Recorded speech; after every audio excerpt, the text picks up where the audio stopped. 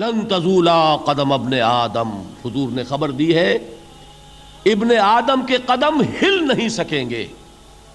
جیسے مجرم کھڑا ہوتا ہے کٹہرے کے اندر، اس کٹہرے میں سے ہل نہیں سکو گے حتی یسأل عن خمس، جب تک کہ 5 چیزوں کا حساب نہ لے لیا جائے. وہ 5 چیزیں کیا ہیں؟ کان کھول کر سنیے.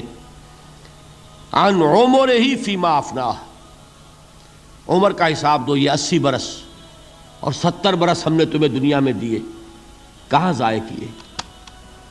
وعن شبابہ فیما ابلاہ، اور خاص طور پر جوانی کا دور، امنگوں کے دن، ولولے ہوتے ہیں، قوت ہوتی ہے، توانائی ہوتی ہے، آدمی چلتے ہوئے زمین پر پاؤں مارتا ہے، قوت جو ہے وہ اپنا اظہار چاہتی ہے. یہ جوانی کہاں گلائی؟ حساب دو، ایک ایک لمحے کا حساب دو. وہاں مالہ من این اکتسبہ وفیما انفقہ، ایک ایک پائی کا حساب دو، مال کا کہاں سے کمایا تھا، حلال سے کہ حرام سے، اور کہاں خرچ کیا تھا، گل چھروں میں، عیاشیوں میں، یا نیکی کے کاموں میں، ادائے حقوق میں، اللہ کے دین کے لیے. 4 سوال ہو گئے. 2 زندگی کے بارے میں، ایک زندگی پوری بحیثیت مجموعی کہاں کس کام میں لگائی، اور خاص طور پر شباب کا دور کہاں لگایا. 2 سوال مال کے بارے میں، کمایا کہاں سے، حلال سے کہ حرام سے، جائز سے کہ ناجائز سے، خرچ کہاں کیا. اور آخری سوال وعما عمل فیما علم، جو علم حاصل کیا تھا اس میں عمل کتنا کیا. علم کے انبار لگاتے چلے گئے اور عمل کے آغاز کی بھی نوبت نہ آئی. یہ علم جو ہے یہ اس روز سب سے بڑا وبال بن جائے گا انسان. اتنا علم اور عمل کچھ نہیں، بجائے کہ کریڈٹ کا ذریعہ بنے یہ الٹا ڈیبٹ کا کھاتہ بن جائے گا. یہ جواب دہی کا احساس ہے کہ جس کی وجہ سے انسان کی ٹریجڈی جو ہے وہ دوہری ہے. کوئی حیوان اتنے بوجھ تلے نہیں، مشقت کی، محنت کی، اس زندگی میں ختم ہوئے، اس کے بعد کوئی محاسبہ نہیں. اس کو بھی غالب نے خوب کہا ہے کہ اب تو گھبرا کے یہ کہتے ہیں کہ مر جائیں گے، اور مر کے بھی چین نہ پایا تو کدھر جائیں گے. یہ ہے وہ ہیومن ٹریجڈی. اب میں آپ کو توجہ دلانا چاہتا ہوں، ایک تو گوتم بدھ کا فلسفہ، اس کے فلسفے کا مین تھیم یہ ہے سروم دکھم، آل از پین، آل از سفرنگ. اور اس نے جو بھی اپنی محنت کی یہ تو اللہ ہی بہتر جانتا ہے کہ اسے بعد میں ملا کیا اور کیا نہیں ملا. ایک بات آپ سے عرض کر دوں، گوتم بدھ کے بارے میں ایک بہت جید عالم میرے نزدیک بر صغیر پاک و ہند کے علماء میں، جو اس صدی کے علماء ہیں، ان میں ان کا بہت اونچا مقام ہے، مولانا مناظر احسن گیلانی رحمۃ اللہ علیہ. گیلان قصبہ ہے ایک بہار کا، وہاں کے رہنے والے تھے. ان کی زندگی زیادہ گزری حیدرآباد دکن میں، عثمانیہ یونیورسٹی میں استاد رہے. انہوں نے گوتم بدھ کے بارے میں یہ لکھا ہے کہ میرا یہ گمان ہے کہ وہ بھی اللہ کے نبی تھے، اور اس کی دلیل دی ہے. قرآن مجید میں ایک رسول کا ذکر آتا ہے، ذوالکفل، اور یہ ذوالکفل وہ ہے جس کے بارے میں ہمیں کچھ پتہ نہیں. قرآن مجید میں بھی ایک جگہ ذکر آیا ہے. نمبر 2 یہ کہ کسی حدیث میں اس کی کوئی ہمیں وضاحت نہیں ملتی، نہ حضور سے پوچھا گیا، نہ حضور نے اس کی وضاحت فرمائی. اب یہ ذوالکفل ہے کون؟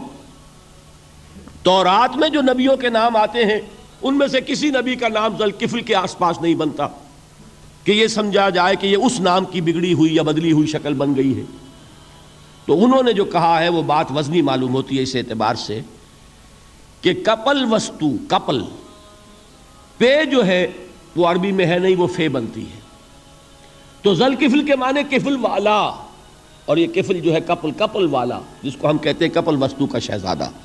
تو انہوں نے یہ کہا ہے کہ گوتم بدھ کے بارے میں یہ خیال، یہ میں عرض کر دوں کہ اس کو ہم یقین سے نہیں کہہ سکتے، یہ ان کا گمان ہے، خیال ہے، واللہ عالم کہیں گے ہم، لیکن امکان ضرور موجود ہے. قرآن کہتا ہے وَلِكُلِّ قَوْمٍ ہاد، ہم نے ہر قوم میں ہادی بھیجے. وَإِن مِّن قَرْيَةٍ إِلَّا خَلَا فِيهَا نَذِيرٌ، کوئی بستی ایسی نہیں دنیا میں جس میں کوئی نہ کوئی خبردار کرنے والا نہ آیا ہو. تو یہ ممکن نہیں ہے کہ وہاں نبی نہ آئے ہوں، لیکن ان کی تعلیمات اتنی بدل گئی ہیں کہ ہم ان کو پہچان نہیں سکتے. حضرت مسیح علیہ السلام کی تعلیمات اگر عیسائیوں سے ہم سمجھیں تو کبھی بھی انہیں اللہ کا نبی نہیں مان سکتے. یہ تو قرآن مجید نے آ کر حضرت مسیح علیہ الصلوۃ والسلام کی اصل حقیقت ہمیں بتائی، ورنہ تو خدا کا بیٹا ثالث و ثلاثہ ان کو کیسے ہم مانتے ہیں؟ لیکن یہ کہ قرآن نے بتایا تو جان لیجئے، ہو سکتا ہے کہ گوتم بدھ بھی اللہ کے نبی ہوں، لیکن ہو سکتا ہے کہ درجے میں کہیں گے، یقین سے نہیں کہیں۔ بہرحال گوتم بدھ نے اس دکھ، رنج، صدمہ، غم جو انسان کا مقدر ہے اس کا مشاہدہ کیا، اور پھر تپسیائیں کی، علم حاصل کیا، رشیوں منوں کے پاس گیا، اس نے کوشش کی کہ معلوم ہو سیلویشن کا راستہ کون سا ہے، اس دکھ سے نجات پانے کی کوئی سبیل بھی ہے کہ نہیں، اس غم سے، اس نجات سے، اس اندوہ سے انسان کسی طریقے سے چھوٹ سکتا ہے یا نہیں۔ اسی کو سیلویشن کہتے ہیں انگریزی میں، اسی کو ہندی میں نروان کہتے ہیں، اسی کو عربی میں نجات کہتے ہیں۔ ان النجات معلقۃ بمجموع هذه الاشیاء، میں نے امام راضی رحمۃ اللہ علیہ کے الفاظ میں آپ کو وہ لفظ بتایا، نجات کی راہ۔ اچھا، جدید فلسفوں میں جن حضرات کو دلچسپی کی بات ہے انہی کے بارے میں یہ عرض کر رہا ہوں۔ جدید فلسفوں میں بھی ایک فلسفہ ہے وجودیت، ایگزسٹانشلزم۔ آپ نے نام سنا ہوگا سارترے، یہ فرینچ فلسفر، اور اس وقت دنیا میں جو نوجوان نسل ہے وہ بہت زیادہ متاثر ہوئی ہے سارترے کے فلسفے سے۔ کرکیگارڈ پرانے دور میں اور سارترے اس دور میں، ان کے فلسفے کا نام ہے وجودیت، ایگزسٹانشلزم۔ اس کا مرکزی خیال بھی یہی ہے، انسان کے لیے دکھ ہی دکھ ہے، صدمہ ہی صدمہ ہے، رنج ہی رنج ہے۔ صرف یہ ہے کہ کچھ حساس لوگ ہوتے ہیں وہ صدمے کو زیادہ محسوس کرتے ہیں، کچھ ذرا ان کی حس جو ہے وہ کچھ ڈل ہو جاتی ہے، کند ہو جاتی ہے۔ وہ جو غالب کا شعر میں نے آپ کو سنایا کہ مشکلیں اتنی پڑی مجھ پر کہ آساں ہو گئی، ورنہ یہ ہے کہ انسان سوچے تو دکھ ہے۔ اب یہ دکھ جو ہے، اس سے نجات کا کوئی راستہ بھی ہے کہ نہیں، یہ کوسچن مارک ہے، جس کا جواب ہے تیسری آیت میں، اِلَّا الَّذِينَ آمَنُوا وَعَمِلُوا الصَّالِحَاتِ وَتَوَاصَوْا بِالْحَقِّ وَتَوَاصَوْا بِالصَّبْرِ۔ جو ایک نا امیدی کی کیفیت طاری ہوتی ہے، وَالْعَصْرِ إِنَّ الْإِنسَانَ لَفِي خُسْرٍ، زمانے کی قسم ہے تمام انسان برباد ہونے والے ہیں، تباہی میں ہیں، گھاٹے میں ہیں، ٹوٹے میں ہیں۔ اس سے جو ایک مایوس کن صورتحال سامنے آتی ہے، اس مایوسی سے نجات دلانے والی آیت ہے تیسری آیت۔ ایک راستہ ہے، یہ امید کی کرن ہے، تباہی سے بچ سکتے ہو، ابدی بربادی، وہ بربادی۔ یہاں تو یہ ہے کہ ہم نے مشقتیں اٹھا لیں، فاقے جھیل لیے، تکلیفیں برداشت کر لیں، صدمے برداشت کر لیے، لیکن موت آئی، اس کا خاتمہ ہو گیا۔ لیکن اس کے بعد اگر خدا نہ خواستہ جہنم میں جھونک دیے گئے، وہ ابد الآباد تک کی، وہ ہمیشہ ہمیشہ کی جلن۔ قرآن کہتا ہے کہ اگر ایک کھال جل جائے گی، جھلس جائے گی، اللہ اور کھال دے دے گا۔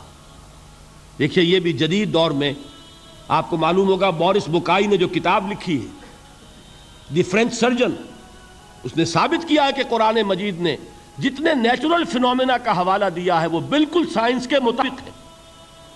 آج ہمیں یہ معلوم ہے کہ حس جو ہے وہ صرف کھال میں ہوتی ہے، کھال حساس ہوتی ہے، کھال اتر جائے نیچے جو ہے گوشت جلے گا، آپ کو تکلیف نہیں ہوگی۔ معلوم قرآن نے کہا ہے کہ جب کھالیں ان کی جھلس جائیں گی، ہم نئی کھال دے دیں گے تاکہ وہ سوزش جو ہے، وہ جلن کا احساس برقرار رہے، وہ ختم ہونے نہ پائے۔ حالانکہ اس کی ضرورت نہیں ہے، اگر اندر کا گوشت بھی حس والا ہوتا تو پھر کھال دوبارہ عطا کرنے کی ضرورت نہیں ہے، گوشت جلے گا، اس سے بھی جلن کا اور سوزش کا احساس ہو جائے گا۔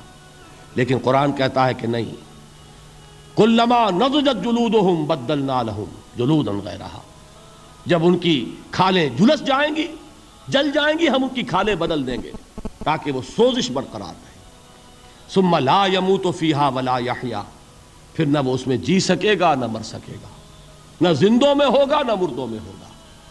موت کو پکارے گا، کاش کہ موت آ جائے جو مجھے اس مشقت سے اور مشکل سے چھٹکارا دلا دے۔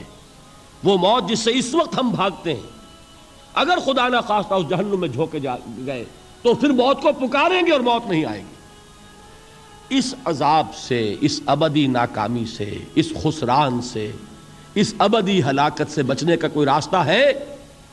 وہ جو میدان حشر میں پکاریں گے لوگ، این المفر، کوئی جائے فرار ہے، کوئی جائے پناہ ہے؟ وہ جائے فرار، وہ جائے پناہ اس دنیا میں اللہ نے ہمیں عطا فرمائی، اسی کا نام صراط مستقیم ہے۔ الا الذین آمنوا وعملوا الصالحات وتواصوا بالحق وتواصوا بالصبر، ایک راستہ ہے۔